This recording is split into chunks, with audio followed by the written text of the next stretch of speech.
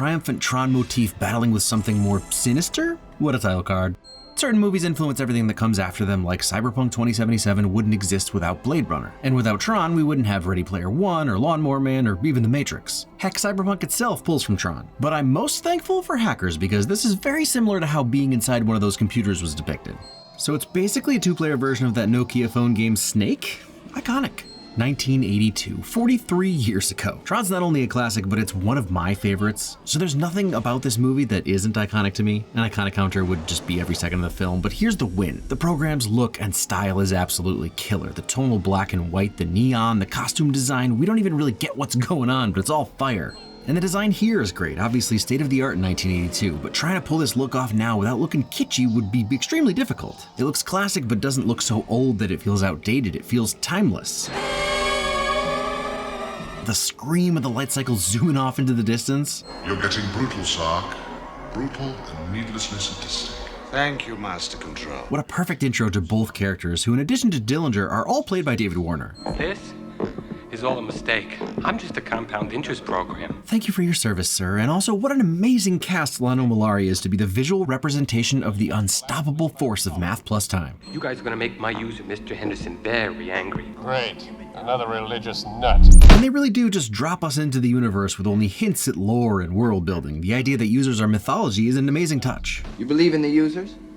Yeah, sure.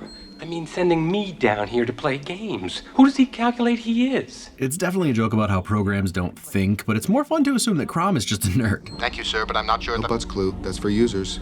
Now you're the best program that's ever been written. Dang, how will we ever figure out why Clue of the future went a little power hungry? And while things have been influenced, nothing else really looks like Tron. I saw this film young, but I cannot imagine what it was like for adults in '82. Do you think we can merge with this memory bit?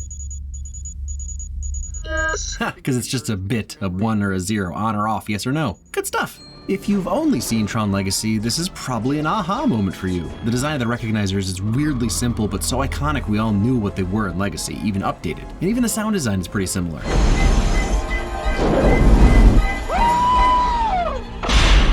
One of my all-time favorite moments of the film, top tier scream. The derezzing being an actual resolution drop, meaning fewer pixels per inch, making him look more pixelated. Perfection. Man, that's a Tron Legacy style helicopter. Incredible password selection to access master control, the hubris. If you've seen one consumer electronics show, you've seen them all. That might be the most evil thing he says in the entire movie, just completely out of touch with us normies. Hey, Alan, you think I could have some of your popcorn? That's IRL RAM. Also, what in the endless cubicle hell? Say what you will about the 80s, they knew how to evil corporate office. Okay. Thanks. And hey, at least they sorted out the tension between them. Chekhov's laser. Won't that be grand? Computers and the programs will start thinking and the people will stop. Luddite, but like the jokey version, since as we've talked about before, Luddites weren't actually anti-technology, but more importantly, IRL clairvoyance. This is your PSA to be careful how much you rely on ChatGPT, and just go ahead and Google ChatGPT brain activity MIT. And he had Group 7 access. Flynn had access to you too. Dang, Alan, low blow. Still a clever moment of exposition. What a rock star. Only Jeff Bridges could make gaming in the 80s as cool as the Super Bowl. Jeff Bridges' 1982 workout routine. Do you still leave her clothes all over the floor? Flynn. No. Alan! I mean, not that often. Oof, now that's a low blow. Just start a throuple already.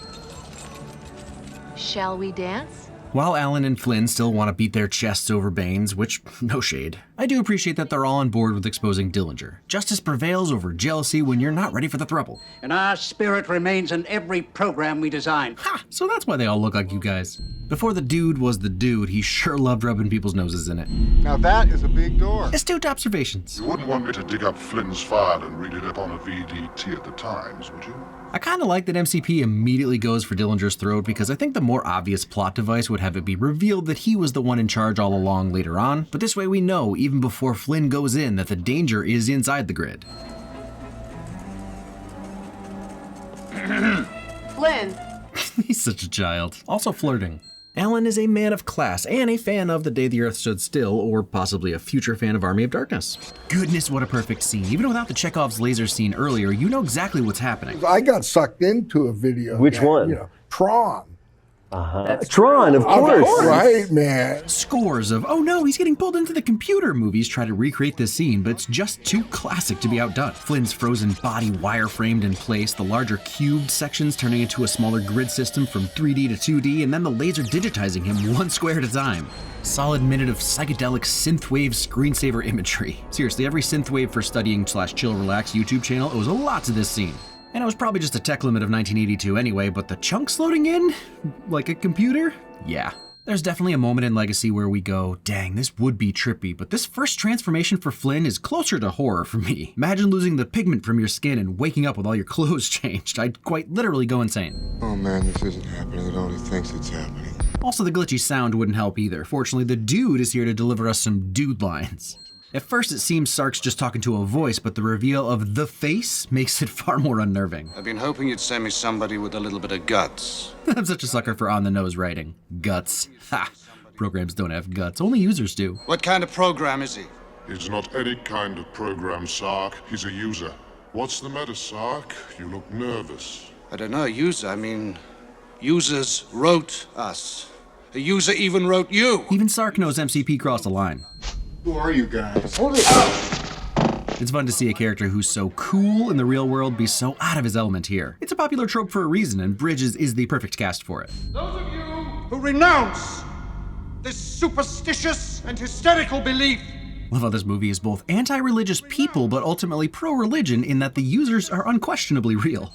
The tech side of this movie will never not be enthralling to me because modern eyes might be confused. Kids on TikTok couldn't make their green screen effects look this bad no matter how hard they tried. The black outline, the artifacts and grain, even parts of the lighting visuals cutting in and out. The amount of work that went into deliberately creating this visual style. The multiple layers composited together, each human rotoscoped by hand, their teeth, eyes, and face cut out by hand for each frame. It's an astounding amount of work.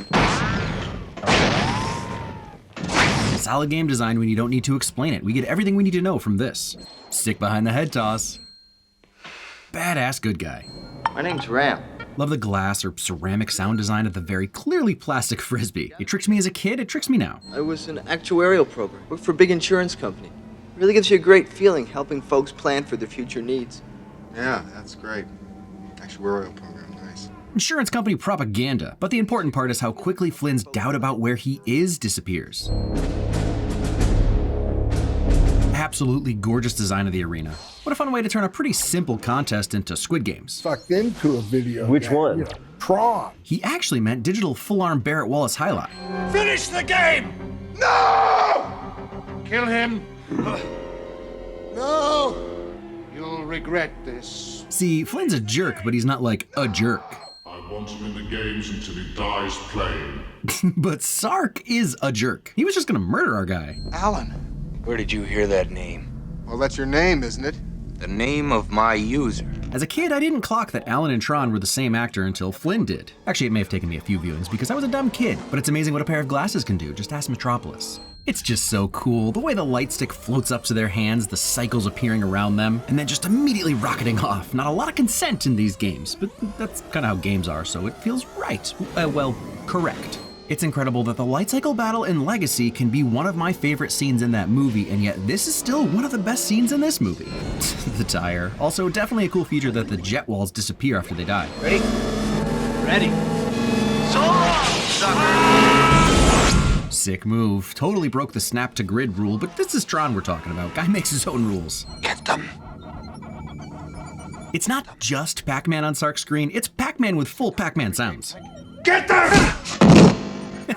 Got him. I want those conscripts!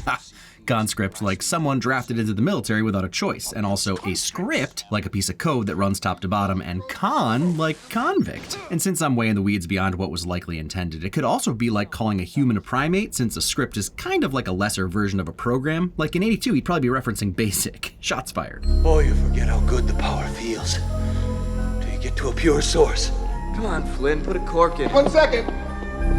So, is it like water, or more like caffeine, or like Coca-Cola? Either way, I love the luminescent glow it has. These practical tank sets are really something else. The two operators spinning independently of each other. Also appreciate the different colorways for every roll, always letting us know who we're looking at. The seafoamy mint is slick. First act Flynn isn't really presented as a carry a wounded comrade on his back to safety kind of guy. Personal growth win. Now for some real user power. Pre-Matrix Neo powers, or let's be honest, pre the Lego movie Emmett powers. Are you a user? You know my favorite scene in Legacy, or if you don't, wait till next week. But it's the reverence that all the programs have for Flynn, and this is where it was born. Ram was the first to view the face of God. His blinking out lights like a heart monitor or, video game character. Yeah, think about that the next time you delete an app from your phone, you heartless scoundrels. App stands for application, which is a fancy word for program, and Ram was my friend, just like Stocks. Bruce Boxleitner is a handsome dude as Alan, but bro has never looked more heroic as Tron. The lighting that enhances them cheekbones, it's not just me, right? Huh. Everyone else's digital pants seem sort of loose. Wonder what that's about. Hey, at least Flynn's are form-fitting as well, and I guess we'll never truly decipher why I didn't notice before this precise moment. Hugging. There's a real Booba Kiki thing going on with bits, yeses, and nos. Muppet program. No notes. All right, some notes, but I'm gonna keep them inside. The tires on that recognizer are really squealing. Baby doesn't handle so good in town. Cartoon physics at work. This entire sequence is fantastic. First, he spins out of control and then piece by piece gets ripped apart to again come to a screeching halt, the screeching being rubber again, to toss Flynn out the front window. Beautiful. Excellent. Superb. Dang, that's the second hardcore KO. Laid him out. Oof, I guess be careful going to sleep on the grid. I assume Flynn just knocked him out, but bro just got emptied. His eyes, you can still see his eyes. I guess there's a reason they call it Ultimate Frisbee. I know you think I'm gonna say something about Dumont's outfit that appears to be part of his chair and how phallic his helmet is. And you're right, it's amazing, and the fact that it's never even remotely explained makes it all the better. And you've been in the system as long as I have. You hear many promises. Sort of simple, because old guys would have older programs, but it makes sense that Dumont has been in the system for a long time, since Walter was the founder of the company. Encom isn't the business you started in your garage anymore. All that is visible must grow beyond itself, extend into the realm of the invisible. There is something extra interesting about the choice to make things we know to be simply ones and zeros this religious. But it makes sense. To us, Tron is asking Dumont to make a collect call to Alan. For them, it's a prayer and a beam of light. Bring in the logic probe! No clue what that is, but probes are rarely a good sign. And I mean, this isn't not religious. I am creating the information on your disk that will erase the MCP and change the system.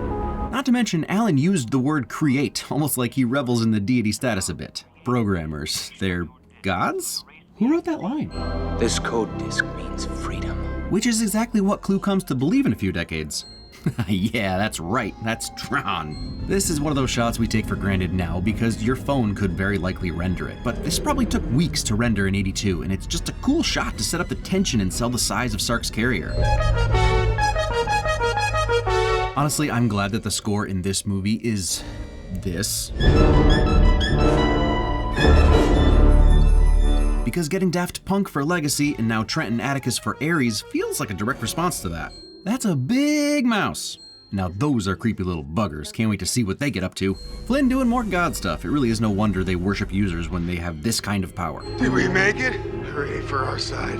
Enthusiasm. Going into Tron, you're all sure. I've seen Caddyshack. Cindy Morgan is a smoke show, no doubt. And then they suck all the color out of her face, cover her hair with the dorkiest helmet imaginable, and you finally understand just how gorgeous she actually is. Enough to bring a user back to life. And if you're like me, it took you a couple dozen watches before you realized her helmet is actually completely different now. But fun fact, she demanded a helmet like the boys because the other one was glued to her hair and was terrible.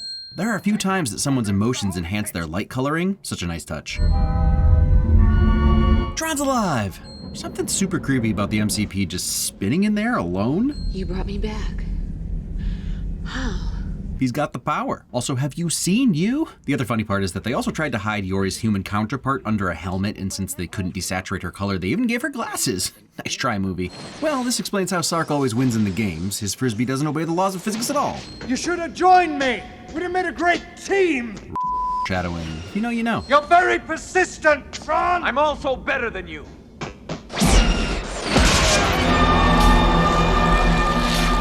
Yo, what? He just sliced through his disc and dome. Brutal. And the slow motion rainbow particles falling out of his electronic head, in case you had never put that together. They definitely freaked me out as a kid, but now I'm totally fine and won't have nightmares about it because we watch Gilmore Girls before bed every night.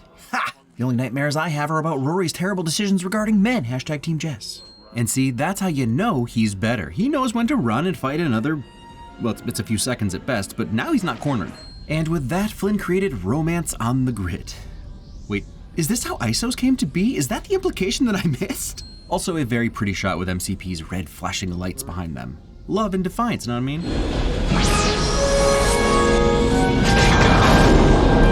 Tron saves the day. What an epic reveal. He really was just some chess dude. Old enough to remember the MCP when it was just a chess program. He started small and he'll end small. Also, I love how this all lines up with Tron lore and world building. MCP was voiced by David Warner, like I said earlier. Dillinger claims he wrote MCP. Now, wait a minute, I wrote you. But first, the dude is a thief and a liar, but let's assume he added some subroutines or tweaked the original code enough that it turned MCP into the sentient LLM that he became. But it's Dumont, Walter IRL, who knew that MCP was originally just an MCP master chess player. So my take has always been that Walter wrote the original program, which is why this version of MCP has Barnard Hughes' face. And being voiced by Dillinger's actor, but faced by Walter's, is totally in line with MCP being a combination of them. Great stuff. Comeuppance. It's nice. Watching the end of this movie really does set up Legacy. I mean, if that was the first program kiss on the grid and like legit opened up the idea of sexuality, that's why everyone is hot in Legacy, not just Yori. And yes, of course I mean Michael Sheen. But also the city is that much more vibrant because MCP was blocking it all. I bet the smell of the real world would make you puke after being smellless for however many cycles Flynn was in there. Justice. Greetings, program! If you look at the screenplay, this line only shows up once when Flynn almost falls off the Solar Sailor, and he actually turns it into a pretty great catchphrase. Flynn! Yeah, greetings, program! Greetings, program! Ha! The traffic lights are like data, meaning we're all like data or something, whatever. Wait, what the heck happened to these little guys? At least we got them in the arcade game. This movie, look, it is what it is. If it were made today, it wouldn't even classify as a B movie, but that's where much of its charm comes from. Like I said, the effects were deliberate and painstakingly done by hand. But this movie, this series, is always going to hold a special place in my tier list because as a kid, it was an amazing adventure inside a world that didn't exist to me yet. The inside of a computer might as well have been another universe, and that was true for most adults in '82. Is it a little slow to get going? Does the score occasionally make your ears bleed? Does it kind of look like this guy is carrying a cross and potentially enslaved to the glowing lady made of tinsel? Who can say? But did it lead to Tron Legacy, one of the best movies ever made? Yes, and while I had originally planned this video for before Legacy, things happened. But Jeff Bridges has always been one of those actors who can play both lighthearted comedic characters and then brutal ones with the same skill. Flynn bounces back and forth for both movies, but some actors are more well known as funny guys, and so I made an entire exclusive video about that discussing more Punch Drunk Love, Good Will Hunting, Stranger Than Fiction, Drive, and Eternal Sunshine of the Spotless Mind, because I really wanted to explore why all these comedic actors are so great in more dramatic roles, and Nebula was the perfect place to do that. And if you want to watch it, you can get 40% off an annual plan by signing up with my link. But there's more. I have a bunch of exclusive videos on Nebula, as well as every single one of my other videos, ad-free, uncensored, some are even extended versions. You'll also find all of Lindsay Ellis's new videos on Nebula. The finale for Amy's Dead End Dream House is live. You can watch the entire season right now. Highly recommend. The first episode is even on YouTube for free if you want to try before you buy. There's also a new teaser for Patrick Williams' new short, The Dinner Plan, and so much more. But start with my newest exclusive that I'm tentatively calling Expectation Subversion, which might turn into a whole series because I had fun making this one and talking and thinking about these actors. You get it? Expectation Subversion, yeah, you get it. And then go watch Why Are There Demons in My Kids movie right after that, and then maybe go take a nap to digest all my wisdom. But first, follow the link on screen or in the description and sign up to get 40% off an annual plan, or do a lifetime membership if you want to pay once and never again. For as long as both you and Nebula are alive, you'll have access to everything. No catch, no hidden fees. I always have more people use that than I expect, so I'll keep mentioning it. And FYI, the price has increased to $500, but with my link, you can still get it for 40% off at $300. Thanks for listening. Sign up.